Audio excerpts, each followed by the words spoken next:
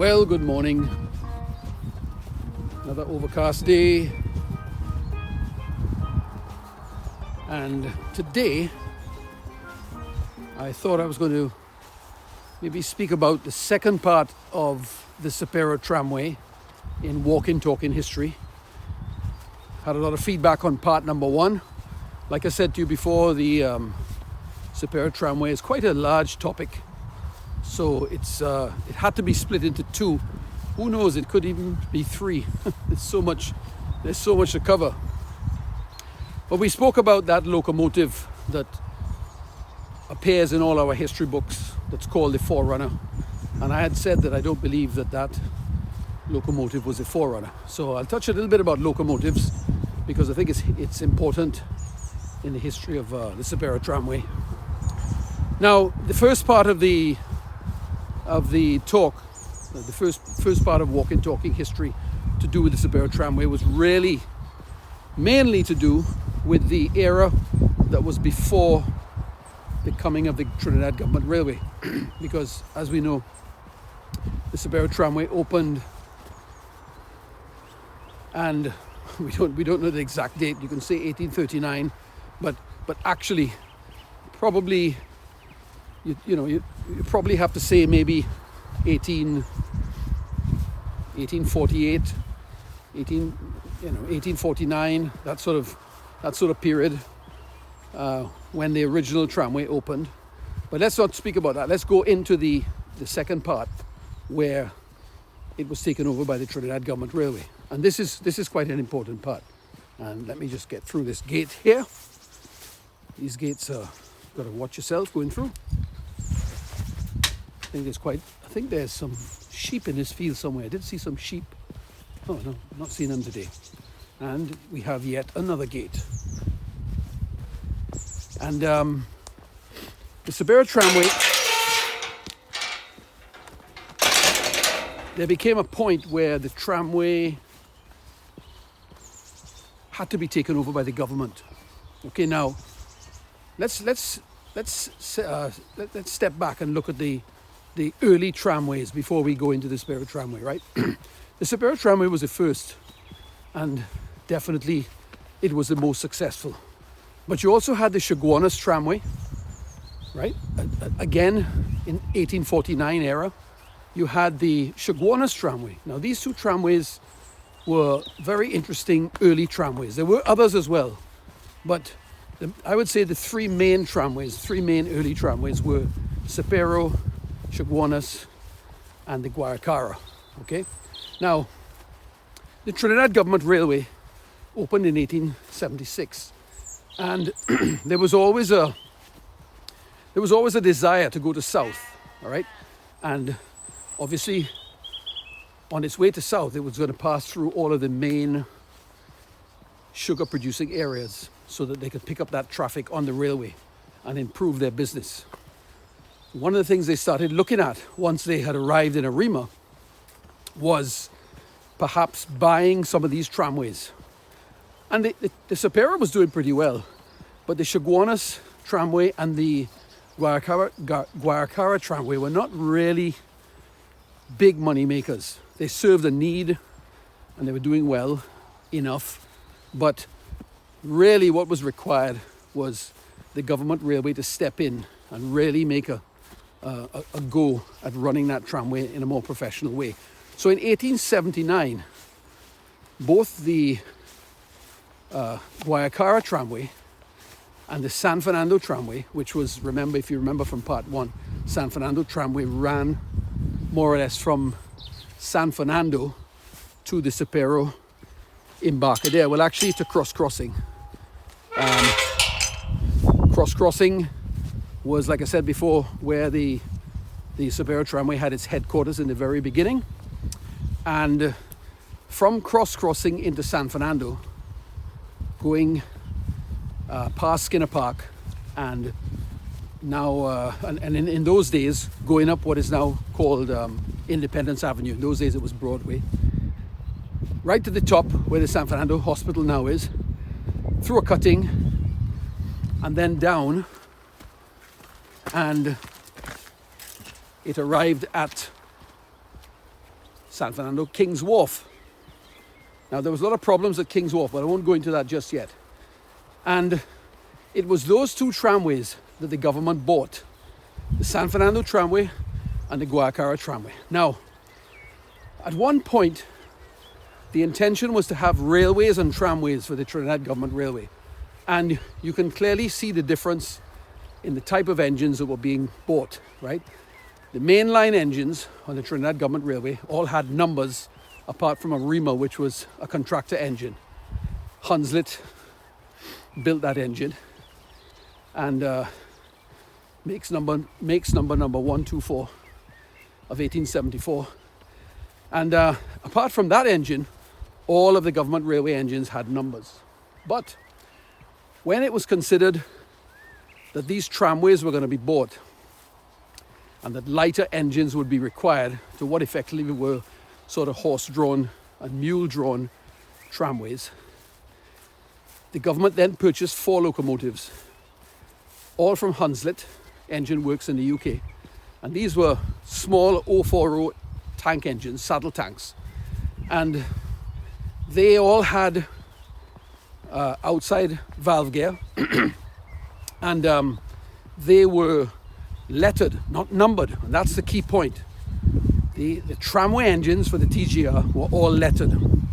So you have A and B, which were used for the San Fernando San Fernando Tramway. And then you had Y and Z, which were the 2 engines used on the Guacara. But very early o'clock, these 2 tramways were purchased in 1879. But early on, it was considered that the tramway at Guacara needed to be upgraded to a railway. So very early on, it was decided to put in heavier bridges. So that's why you see on the way to Princestown, just about in the region of Williamsville, there is one bridge there that's built by Westwood and Bailey, and it has a date on it of 1880. So that tells you that almost a year after they bought the tramway, they started to upgrade it to be able to run heavier engines. Now, they didn't go the whole way. You know, it was still, all throughout its life, I'm talking about the Guacara line, it was still a light railway. So it was never really intended for, or it never really was able to take, like for instance, the Montreal engines, which were the heavier engines that came in 1921. It remained a tramway. Well, it didn't remain a tramway. It was a railway, but a light railway. Okay, but anyway, so Y and Z, those 2 locomotives, ended up doing other duties, right? I believe that Y was then either loaned or sold, probably loaned to the Cipero Tramway, because Y then ends up running on the Cipero Tramway. Z spends some time on the Guacara, but then eventually we see Z ending up with Tennant's Estates, right? And Tennant's Estates, of course, was one of the 2 main companies that after 1867 started taking over a lot of the smaller estates in the Naparimas, and I'll do a piece on that because that is also of great interest. Once the Trinidad Government Railway took over the Cipero Tramway in 1912, I mean that had been coming for quite a long time. That go back to 1884 when the Guacara 1884 when the Guacara line was built. We have indications that Tennant's Estates and the Colonial Company wanted the government to take over the Cipero line, and it was anticipated that they would, and they never did because they couldn't come to an agreement, and the whole thing went to the courts, courts of law. But anyway, coming back to 1912 when the TGR took over the Cipero Tramway, in the engine shed at that time you had 3 locomotives. At the time of the takeover of the Cipero Tramway by the Trinidad Government Railway, the first thing that we look at is the list of locomotives that were the main fleet used along the Cipero Tramway for both passenger and goods at the time of the TGR takeover. And if we look at the reports of the TGR of that period, the first report that has a complete listing of engines on both lines, that is the Cipero line and the TGR, appears in 1914, where the Cipero line is listed as having locomotive A, which is an 040 saddle tank engine built by Hunslet, 216 of 1879. Locomotive B, which is another Hunslet, 060 saddle tank again, number 233 of 1880, and locomotive Cipero. Now, the Cipero is a very interesting engine. It's a much later engine. It came in 1896, and its maker's number was 643, also built by Hunslet, similar engine, 040 saddle tank engine. And those were the three engines that went into the TGR stock for the Cipero line. Now, we also have a bit of a controversy or discrepancy, in fact, where a few people have said that locomotive Y, which for many years was also part of that fleet that operated on the Cipero line, and came actually along with engine Z from the Guayakara line. Now, locomotive Y was built in 1880, and its maker's number was 236. And that was, before the arrival of Cipero, that was the engine, along with A and B, which ran the Cipero trains. Now, we know from the TGR records that locomotive Y was actually sold to Henderson and Company on the 10th of January, 1907. So by the time that the Cipero line was absorbed into the TGR in 1912, that locomotive was no longer on the Cipero Tramway. And we know a few years later, obviously, the Trinidad Government Railway wanted to maintain their lettering sequence for tramway engines. Locomotive Cipero, as the Cipero line no longer existed as the Cipero Tramway, they made that engine the same maker's number, which was 643 of 1896. They made that locomotive C. So now you have A, B, and C operating on the Cipero Tramway. Okay, so those engines were the ones still in operation when it took over, and they were pretty run down, and the government decided that they were going to continue the Cipero line. They was going to now, instead of being called a pickup, it was now going to be called the Cipero Local.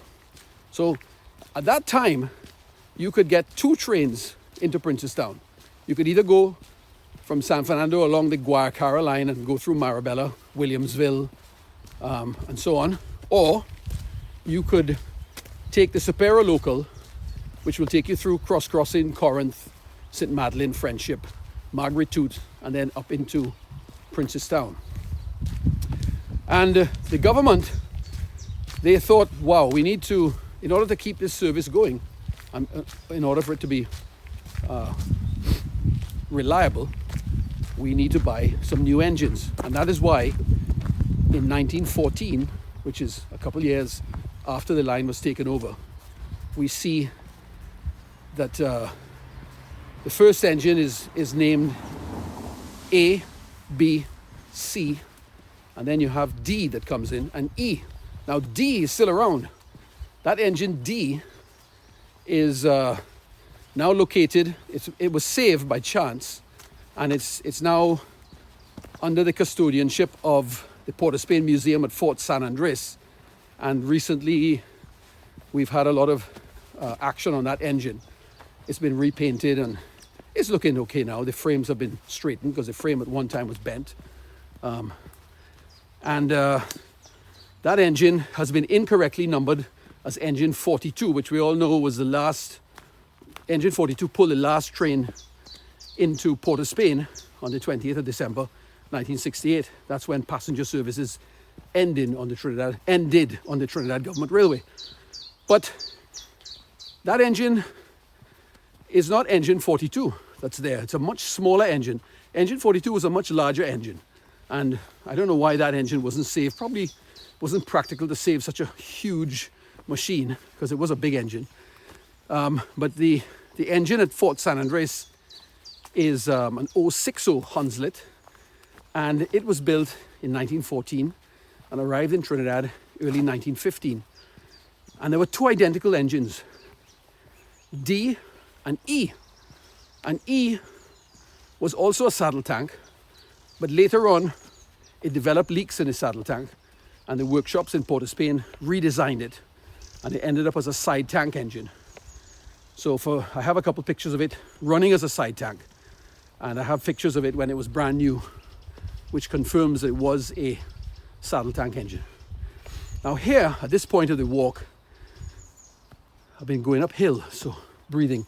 Where I am right now, I'm just going to spin around, this used to be a railway line. So I'm going to go down this step. We have these steps here. You can probably see the steps ahead of me. I'll just hold this camera so we can see where we're going. And I'm going to walk onto the track bed. So this track bed is the line that I always mention during my walks. This is the line that went from Great Malvern. See, it went down towards Great Malvern in that direction. And if we spin around here, we're going to walk along the track bed in this direction towards Upton-on-Severn. And this line was closed in 1952 as far as Upton from Great Malvern, and then from Upton-on-Severn all the way to 1964, that line all the way back to Ashchurch continued in operation. So this line now is a pathway. You can come down and walk on it, and it's a very nice walk because it's very quiet. Coming back to the Cipero Tramway.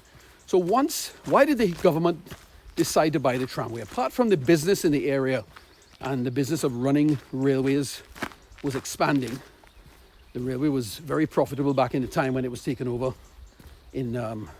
When it arrived in San Fernando in 1882, there was always talk about expansion down into the south. Now remember that William Edward Smith brought steamers.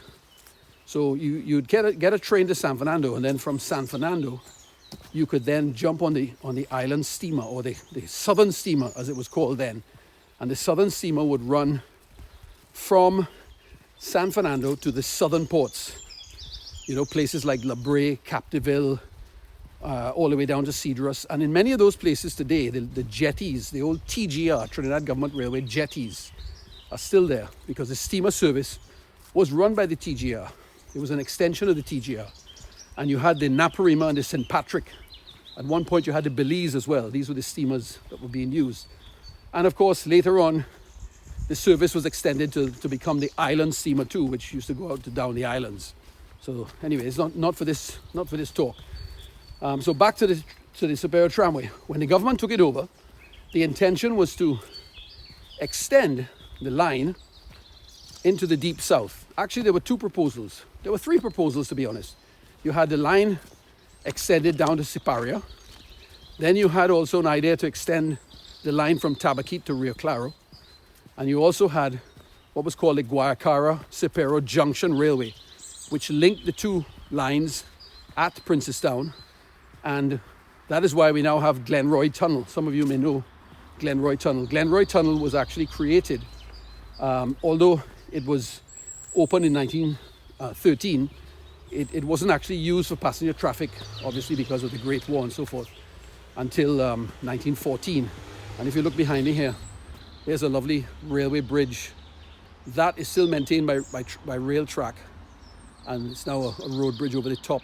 The railway used to run underneath, so we got to walk under that and then get back up on the road.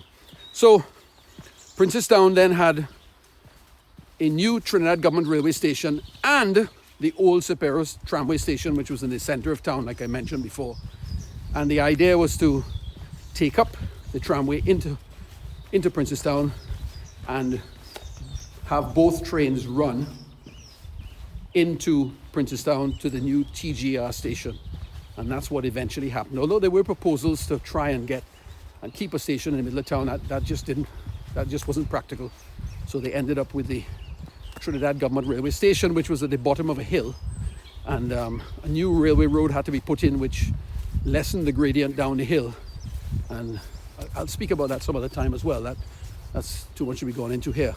But the Cipero Tramway then ceased to exist in 1912, and the Trinidad Government Railway then took over. And at that point in time, they had to carefully consider how to manage traffic, because if you can imagine that, I mean, you can't imagine it today because the railway is no longer there. But back in the day, I'm just coming off the line. Back there is where the line used to run.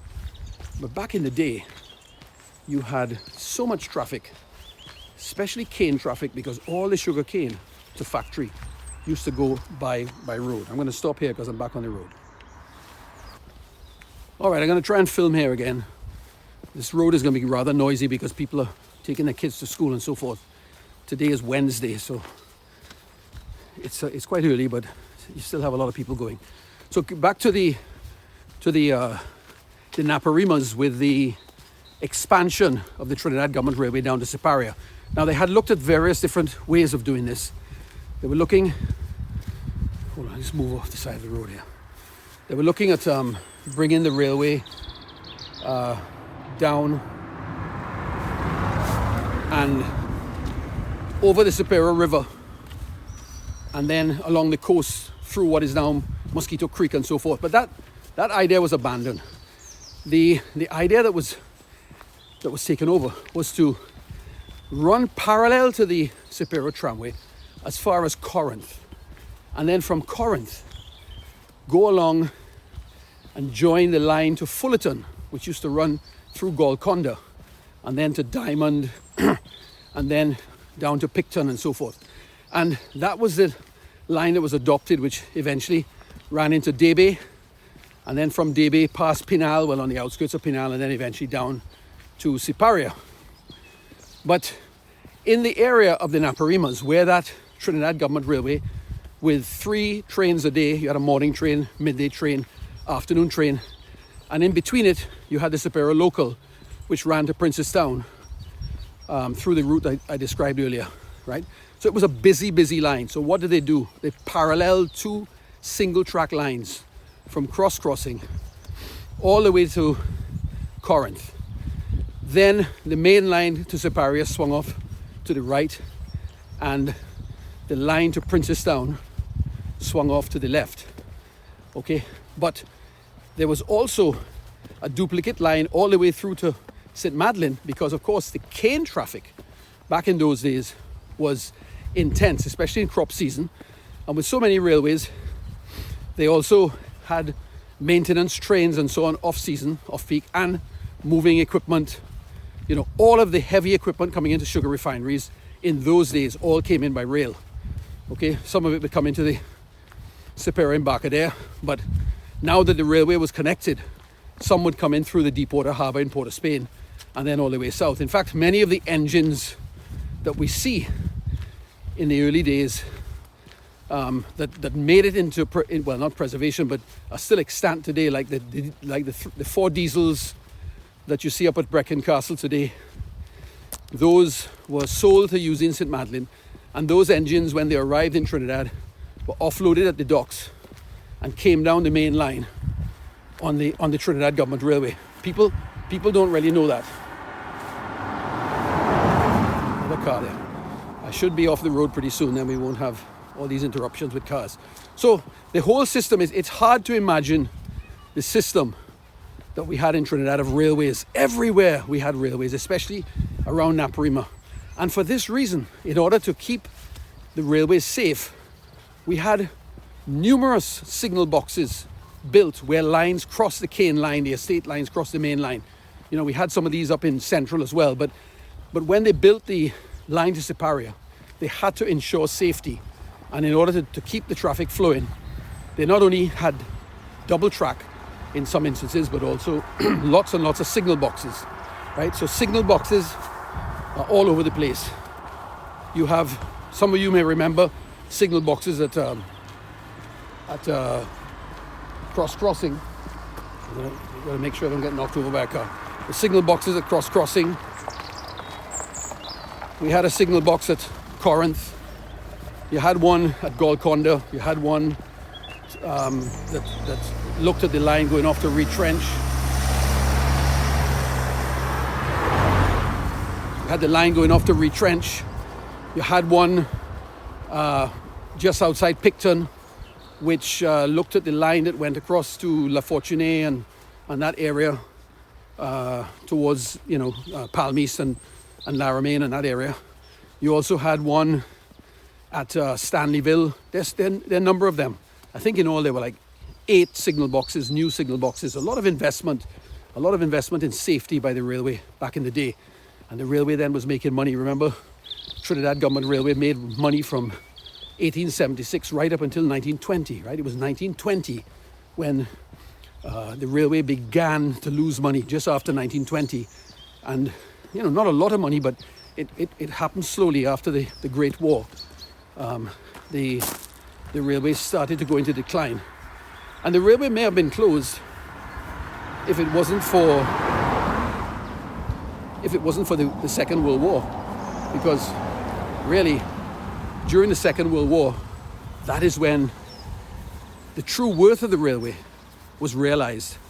And after the Second World War, the railway continued right up until 1968, because at one point it was recognized that the roads just couldn't take the pressure.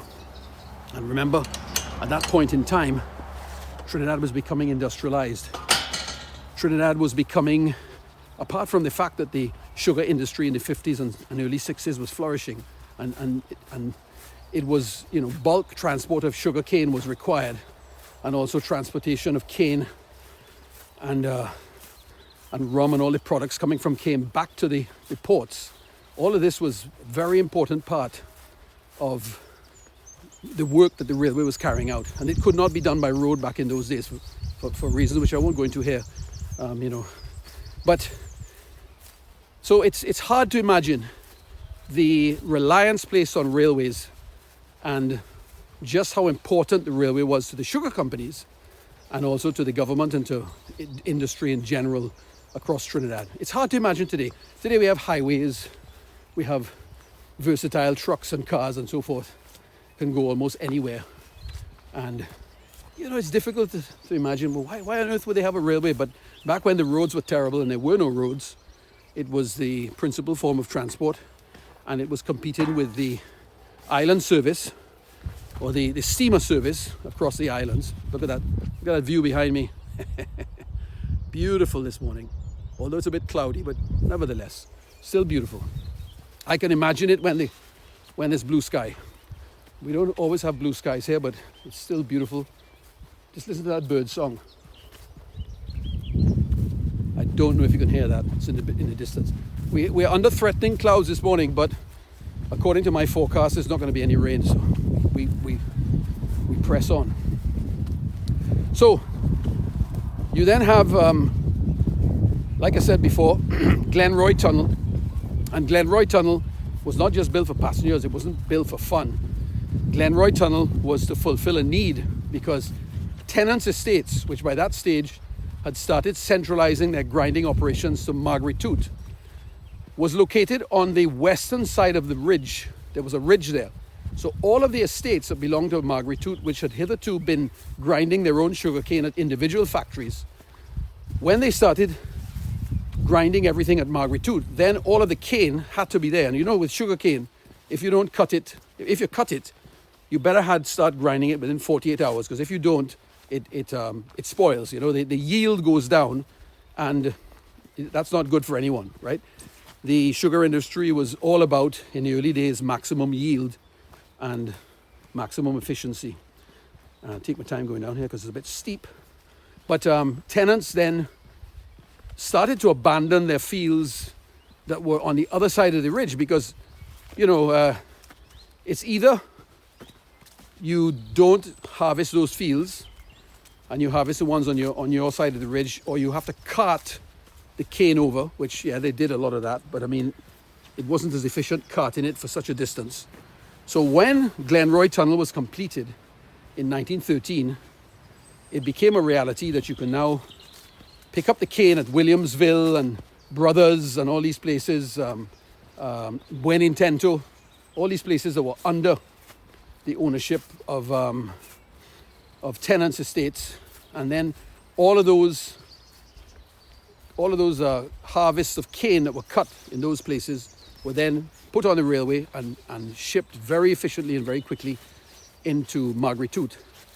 And at Marguerite, you could then move raw sugar and everything else out by rail as well. So it was a big rail centre. Of course, as time went on, the line that ran into Princestown was abandoned and lifted. And you have the Manahambra line, which then ran up to the Manahambra road and then through under the road and over onto the other side, and where there was some acreage there too. But then we see that as time went on, the centralization process continued, and we find that Usine St. Madeleine, which started out being the colonial company and then became the new colonial company in 1894, started out in 1864, then it became the new colonial company in 1894. Then in 1913, it was taken over by yet another company, the St. Madeleine Sugar Company, and it remained the St. Madeleine Sugar Company right up until nationalization, until it was made into Caroni Limited back in 1964 or something like that. I'll put it at the bottom. But in 1922, tenants decided they had had enough, and their factory at Marguerite was coming a little bit dated, so they sold out. And it was in 1922 the St. Madeleine Sugar Company took over all that acreage that had hitherto belonged to tenants.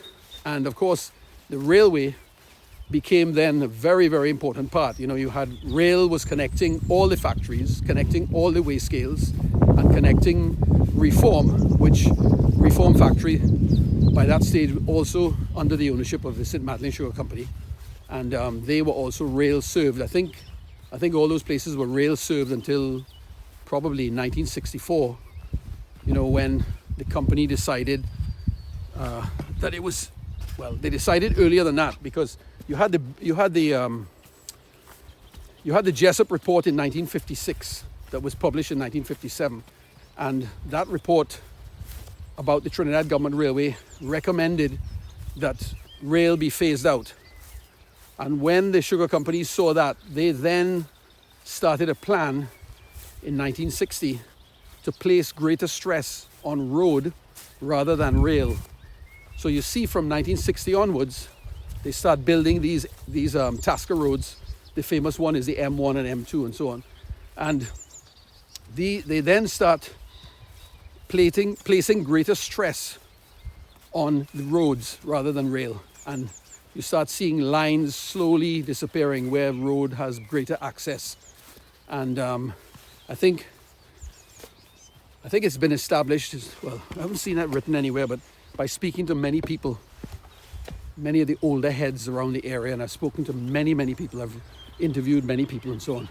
The last trains that ran through Glenroy Tunnel, which would have been the delivery to Usine St. Madeleine from those areas north of Princestown, and the areas I just described, Williamsville, Brothers, and all those areas. That was 1963. So after 63, there was no more rail service. The rails were still there, and maybe you had the odd movement here and there, but by then Tasca trucks were beginning to take over, and the railway was being reduced. One of the main lines that continued for a number of years, right up until 1998. Yeah, 1998 was the Valley line that went down to Barrapaw. And the Barrapaw line is also interesting. It's not really part of the Cipero story. And I'll go into it in greater detail later. You can read about it in the book. But basically that was to begin with, was a narrow gauge line. And in the 60s, I have the exact date, 64, it was converted to a standard gauge. And that line continued working right up until 1998, where you had scale number 7 right down at the end of the Valley line that ran to Barrapaw, through Barrapaw. So there. But coming back to the Cipero Tramway, once the lines ran into the TGR station, through Glenroy Tunnel, past Marguerite and into the TGR station, you then had 2 sets of trains coming in there for a number of years, between 1914 and 1933, because it was in 1933 that they decided to close that line. And actually, the Cipero line, or the Cipero local, was expanded, around about 1933. Just before it closed, it was a little bit earlier than that, 1932. Just before that line closed, they expanded from Jordan Hill Junction, and that box is still there today, down to Bronte. And they had a couple of passenger stations down there, mainly for workers and so forth. But they tried to expand, they tried a few things, but they realized that the losses were mounting by the 30s, and the Cipero local was closed down. Then you had the Guayacara line ran on with passenger service until the 1st of April 1953. The goods service, the TGR goods service, continued till the 8th of June 1953. And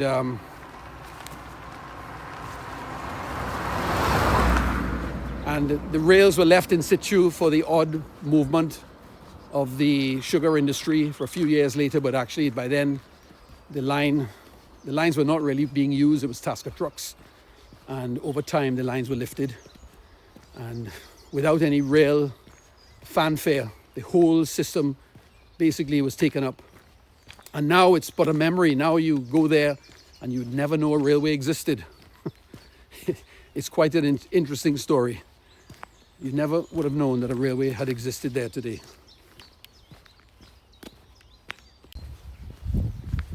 One of the legacies of the Cipero Tramway was the Eccles estates. And Eccles obviously was the man who had the idea to bring trains to Trinidad in the first place.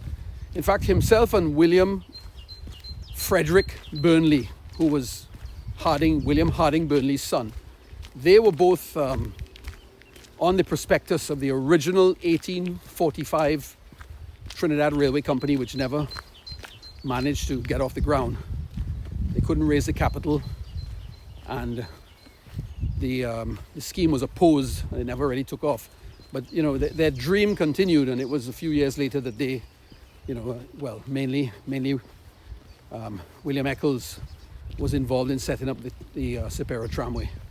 And one of the legacies that the tramway left behind, it was one of the legacies was pulling cane, right? It was built to hauling cane, and it's interesting to note that 30 years before the Trinidad Government Railway was built, the Cipero Tramway was hauling cane, and 30 years after the Trinidad Government Railway had gone, what used to be the Cipero Tramway was still in operation through using St. Madeleine and the estate railways, which ended in 1998. And one of the memories that many people have, and a lot of people ask me the question, is why was there a cane train that came through San Fernando almost on a daily basis during crop season? I'm talking now 40s and 50s. It was a regular train, big, long train, hauled by some massive Trinidad Government Railway engines. And why was the train going away from using St. Madeleine? Well, you had Gordon Grant Estates. And Gordon Grant had Bronte, Cooper Grange, and Jordan Hill Estates, right? And those estates produced really good sugar, prime crops, and they were located in the middle. There comes another car, located in the middle of what used to be using St. Madeleine country. It was right in the center. And for a number of years, they were grinding the cane at Bronte. Bronte used to have its own tramway as well. Bronte had a 3-foot gauge tramway, but we won't go into too much detail on that here. And actually, Jordan Hill was one of the first places in Trinidad to try out a railway. There was a railway that was tried out at Jordan Hill. Now, Jordan Hill has a very steep gradient. So, you know, in the early days before powerful steam locomotives, it was, you know, it worked and it was efficient, but it had its problems with the gradient. But coming back to later on, you had Gordon Grant decided to buy Esperanza. And Esperanza, as some of you may know, is close to California, just south of Breckin Castle, south of Cuba. Esperanza estate was a more modern estate. And when Gordon Grant bought that, he decided then and there that all of his cane from the Naparimas would be hauled by train. It was a Trinidad Government Railway contract into Esperanza. So not only did Esperanza have its surrounding fields but its modern factory was then fed with cane coming in from Bronte, Cooper Grange and Jordan Hill estates. And that's why you have the specie. Now, why do you call it the specie? Trinidad Government Railway had classifications for their trains. You had a special A, special B, special C, right? Special D, special E, right? And special E was cane to factory, right? Special E, which then became specie. So everybody said, hey, here comes the specie. And everybody knew it as the specie. And you'd hear the train come in, and people from San Fernando, especially young people, would run down to meet the train as it was moving through and try to pull cane that was protruding from the trucks on the side and try to pull those off. Now, this was a very dangerous practice because, you know, they had a number of people got pulled, not realizing the force of this thing, grab hold of the moving cane from the wagon and get pulled under the wheels and, of course, lose the legs, right? And many people told me that despite plenty katas, because parents would warn their kids, do not run behind the specie, but they still continue because, of course, the sugar cane was so sweet that they would still do it. And when they get home, you know, once the parents found out, there was plenty licks. So that's what I'm talking about, katas. Those in Trinidad would know what I'm talking about. But it became a dangerous practice that was recognized by the TGR. And I've had a couple of people from the San Fernando area tell me that the TGR then decided, in order to stop this practice and in order to stop kids from running up and grabbing cane from the train, they put a man on top of the train, on top of the wagons, who would throw pieces of cane off for the kids, you know, so that they would stop running up along the train. Now, you know, I've heard this by many people, so I believe it's true. But of course, you know, a wagon load is a lot of cane, so a couple pieces off the top for kids, I guess, was a good alternative to having someone crushed under the wheels of the train. And the temptation was so great. I know that some of the people watching this would probably remember back in their day. Those who grew up in the 50s in San Fernando would probably remember that practice, and also some of the victims. So that's why cane from the Naparimas used to run away from Museum St. Madeleine and up into Esperanza or California area in central Trinidad to be ground. And I have in my Facebook page album called The Trinidad We Once Knew. I have some nice photographs of engine number 27 actually running empty up to Jordan Hill. And there was a gradient there, you know, like I said before. I also have another photograph of an engine laden with cane approaching Jordan Hill. And the summit was actually under the Manahambra Road. So the train would go up towards the road, under the embankment over which the road ran, and then come out on the other side and down towards Bronte Estate. So, you know, many people today probably don't remember that. And if you look there today, you might see a road which some people now will probably not even remember. It was a Tasca Road. A Tasca Road is where, you know, the cane trucks that ran on the road used to run. And a lot of these lines were converted to Tasca roads after the railways went. They became Tasca roads, like I mentioned earlier.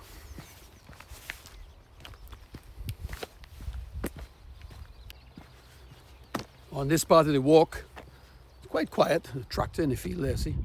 He's just, he's probably about to start ploughing these fields. We had some rain overnight, but it's actually quite dry. We haven't had serious rain now for a couple of weeks. But going back to the Naparimas, every time I go back there now, I try to go and find a few things. I know people tell me it's dangerous going out there. I have a few friends that live in the area.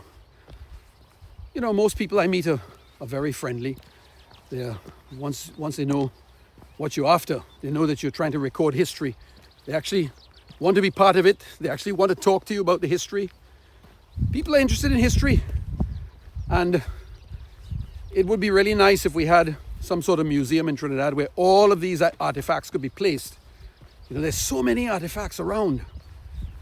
Sadly, a few years ago, throughout the 90s and the early 2000s, there was a lot of scrap metal thieves around.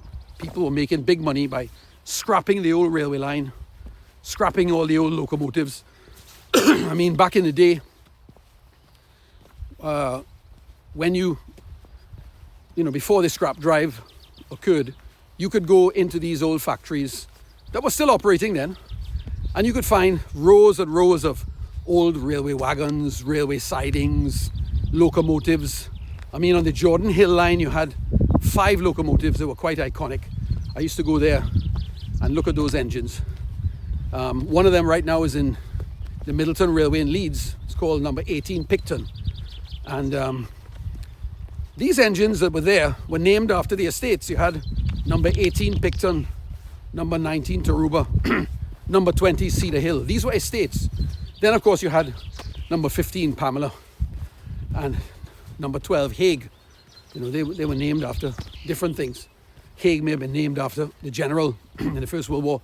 But those engines were kept in 1957, 56, 57, when the new diesel engines arrived. Those engines were kept and put on a siding as a form of strategic reserve in case the new diesel engines failed. There was a lot of, when the new diesels came in, all the old people who had run steam engines were very, very skeptical and suspicious of these new forms of machinery coming in. Would they work? Would they break down? And the early ones did break down, and it only compounded what people thought about them.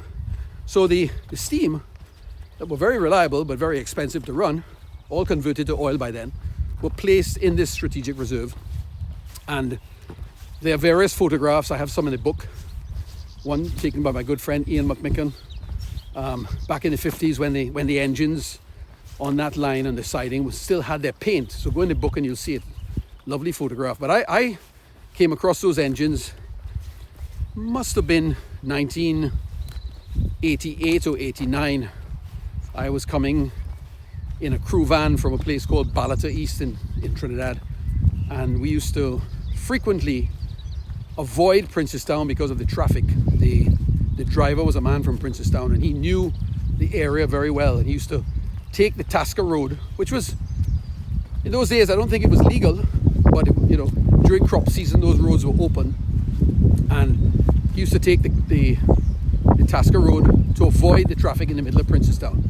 And one night that road was blocked, and he wasn't worried. He said, "Don't frighten, guys, don't frighten. I know another shortcut."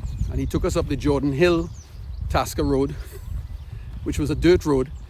And all of a sudden we came upon these 5 steam locomotives, and the cane had just been burnt, and the entire place was void of vegetation. And I couldn't believe it. In the middle of the night, like 5 ghosts appear in the middle of this field with these steam locomotives. And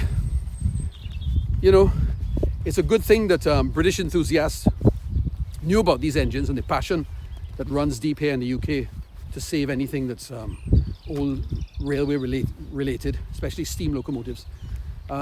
We had, a magazine article about these engines come out, and a man by the name of David Monkton, who at the time was involved with the Middleton Railway in Leeds. Leeds is where Hunslet engines were built, and this was a Hunslet engine. They saw this engine built in 1927 as a part of history that should be saved. So luckily, he went and spoke to Caroni, and Caroni at the time, through a guy by the name of Gordon Lacroix, who did most of the negotiating, sold him this engine. He then had it removed from the siding. That was a big operation, because this is a 30-ton engine we're talking about, steam locomotive, and put on a low loader, taken into Port of Spain. Then it was put aboard a ship, and it sailed for the UK. And in 2002, this engine, Picton, arrived in the UK, and ever since has been up at the Middleton Railway. And it's not fully restored, but hopefully one day they will restore it cosmetically. I don't think that they plan to restore it operationally, because of the fact that it's the gauge, the width of it is too great for their platforms up there. But at least it's saved. Sadly, after that, the other remaining 4 engines scrap thieves went in and took those engines, and nobody to this day can tell me what happened to them. When I visited using St. Madeleine, would have been 2009, with Angelo B. Singh and Wayne Abraham and a few other people, Jalaluddin Khan and so on. We asked about these engines, and the guys there said, yeah, the engines are still there in the bush. But when we went, those were gone. They were nowhere to be seen. Sun coming up now. The sun had its hat on, but the sun is now coming out. So it's a great shame that those engines were lost, despite the fact that when David was there, he also wanted Pamela, which was a Codswell Clark engine, 040. And he was told that he couldn't have it because they were planning to restore the engine and restore the other engines that were there. And it would have been really nice had they done that. But of course, that was never done, and those engines disappeared. And nobody to this day can tell me what happened to those engines, where they got cut up. But obviously now, those engines are part of your razor blade, or in a new Japanese car, or who knows. But they were definitely scrapped because they're nowhere to be seen in Trinidad. A great pity. A great pity. Let's not let that happen to Engine D, which is currently at Fort San Andres. And let's not let that happen to Engine 11 on Harris Promenade. I don't think it's going to happen. But we also have 4 engines now at Brecon Castle. Well, 5 in fact. We have 5 engines at Brecon Castle. 4 Hunslets and 1 other engine that was built in America. And we also have another engine at the Duwali Nagar site. And that engine, I think that will be saved. But the one I'm really worried about is the Vulcan engine. Yeah, the two American engines were built by Vulcan in the US. And I'm worried about those engines because the one at BC now, which is just in front of the Public Relations Office, is in a terrible condition. And if we don't do something about it, sooner or later, the rust will take over and it will just become a pile of rubble. And it will be a great shame to lose that. So we have that, and there's one other engine, which is just really a boiler. And that's Bronte number 2, which used to work at Bronte Estate, and it ended up at Brecon Castle. I've got photographs actually of it arriving at Brecon Castle behind engine number 22 of the TGR. Back in the day when Gordon Grant had taken over Esperanza, and he sent those 3 engines up to Esperanza. He must have done that because, of course, Esperanza is on a flat area, and the engines, being elderly by then, would have had a better chance at working trains on the flat rather than the hilly Naparimas, which is where they worked for most of their lives. That was built by Andrew Barclay of Kilmarnock in Scotland. So that's a historic engine. I think the owner of that boiler owns a grocery or something in the Cunupia area. And never met the gentleman, but I've been there several times and looked at the engine. And you could go and see it. He paints it, keeps it in quite good order. And, it has to be said that a lot of private individuals have stepped up to the plate and rescued some of these things. There's a gentleman in South who rescued the wheel that used to open the gate at Golconda level crossing. And what a pity we didn't save Golconda signal box. But we do have the one at Stanleyville. And again, it's the local people at Stanleyville. Well, Stanleyville was actually called Jordan Hill Junction Box, but it's, the Stanley family live there, and that place has now become Stanleyville. People know it as Stanleyville Box, those who do know it. And of course that, again, is there. I think it's the only signal box standing in Trinidad. And we need to save these things. There needs to be some effort to save these things or they'll be gone, because the railways in Trinidad provided a great history. And it's really wonderful to have Engine D at the Fort San Andres Museum still with us. Not many people realize it was a Cipero Tramway engine, but it is. Okay, late on, but it ran trains on the Cipero Tramway. So it's there. And we need to preserve these things and make sure that all of those relics are there for many generations to come. So with that, I'll close this episode of Walking Talking History, episode 2 of the Cipero Tramway. And this episode was about the TGR takeover, or the period after the TGR, so after 1912. So until next time, take care. Have a good one.